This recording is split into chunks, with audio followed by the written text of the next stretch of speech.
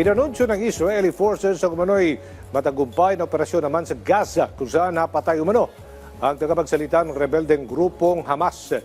At US President Donald Trump target na magpatupad ng voting policy sa kanilang bansa. Ang detalye alamin sa sentro ng balita ni Joshua Garcia.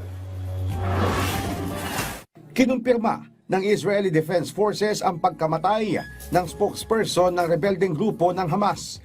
Kasunod dito ng inilunsad nilang airstrike sa Gaza noong isang linggo. Pinuri ng Israel Defense Minister ang matagumpay nilang operasyon. Bagamat wala pang pahayag ang Hamas, una na nilang sinabi na maraming sibilyan ang nasawi, kabilang na ang 5 mamamahayag. Samantala, nagpatupad ng mas mahigpit na seguridad ang mga otoridad sa Indonesia. Kasabay ito ng lumalalang tensyon ng mga nagkikilos protesta doon. Nag-deploy ng karagdagang sundalo at armored cars sa iba't ibang lugar. Batay sa pinakahuling ulat, pumalo na sa 6 ang nasawi at daan-daan na rin ang sugatan.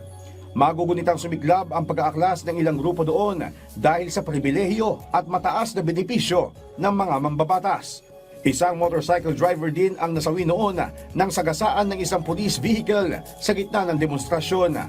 Kaugnay nito, kinansela na ni Indonesian President Prabowo Subianto ang biyahe nito sa China para mas pagtuunan ng pansin ang issue. Sa Amerika, target ni US President Donald Trump na magpatupad ng mas mahigpit na voting policies. Sa kanyang recent post, sinabi nito na plano niya maglabas ng kautusan para gawing mandatory ang voters ID requirement sa kada boboto. Plano din umano niya na ipagbawal ang mail-in voting, maliban lang sa mga may sakit at mga sundalo nakatalaga sa malalayong lugar.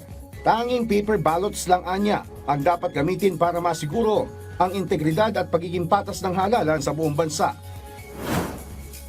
Sa Europa, literal na never give up ang pinakitang prinsipyo ng batang Swedish activist na si Greta Thunberg para maghatid ng tulong sa mga mamamayang naipit ng giyera sa Gaza. Nitong weekend, muli siya naglayag mula Barcelona Port kasama ang ilang mga grupo. Inaasahan tatagal ang kanilang paglalayag hanggang kalagitnaan ng Setyembre. Joshua Garcia para sa Pambansang TV sa Bagong Pilipinas.